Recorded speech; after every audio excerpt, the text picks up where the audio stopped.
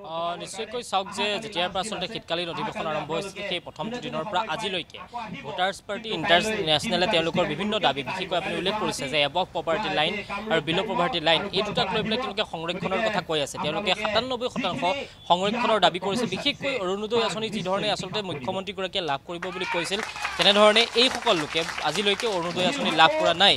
এই সুবিধা যিহেতু লাভ কৰা নাই গতিকে তেওঁলোকে প্ৰতিবাদ সাব্যস্ত কৰিছে। তেওঁলোকৰ দাবী তেওঁলোকৰ যিসমূহ অধিকাৰ আছিলে সেই অধিকাৰসমূহ তেওঁলোকে লাভ কৰিব লাগিব আৰু সেই লাভ কৰাৰ কাৰণে আজি 4খনকৈ জিলাৰ পৰা লোক আহিছে। সেই 4খনকৈ জিলাৰ পৰা অহা লোকে এনেধৰণে প্ৰতিবাদ সাব্যস্ত কৰিছে।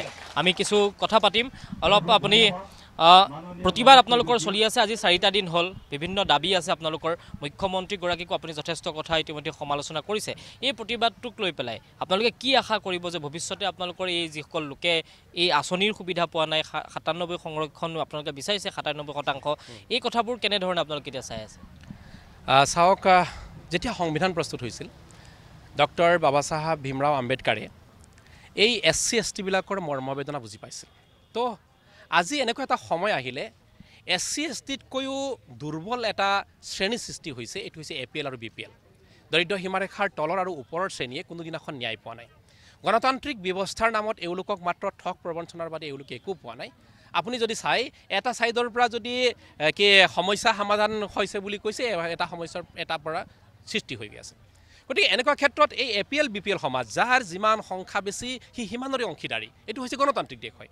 গণতান্ত্ৰিক দেশত এইকাৰণে এই APL BPL সমাজক যদি সঁচা অৰ্থত যদি ন্যায় দিব লাগে তেনেহ'লে এওঁলোকক সংৰক্ষণৰ আওতাত আনিব লাগে। এওঁলোকৰ সংৰক্ষণৰ আওতাত যেতিয়া আনিব, আজি 126জন বিধায়ক বিধানসভাৰ ভিতৰত আছে, কিন্তু ধনিক শ্ৰেণীৰ আছে, ধনিক শ্ৰেণীৰখিনি আছে, SC হওক ST হওক ধনিক শ্ৰেণীৰখিনি আছে।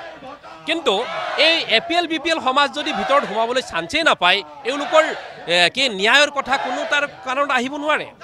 সেইকাৰণে সেই কথাটো মূল। কিন্তু লগতে ৰোজগাৰ আৰু বেবিচাৰী আইনটো বহুত আমাক সমাজত পৰিচান কৰি দিছে।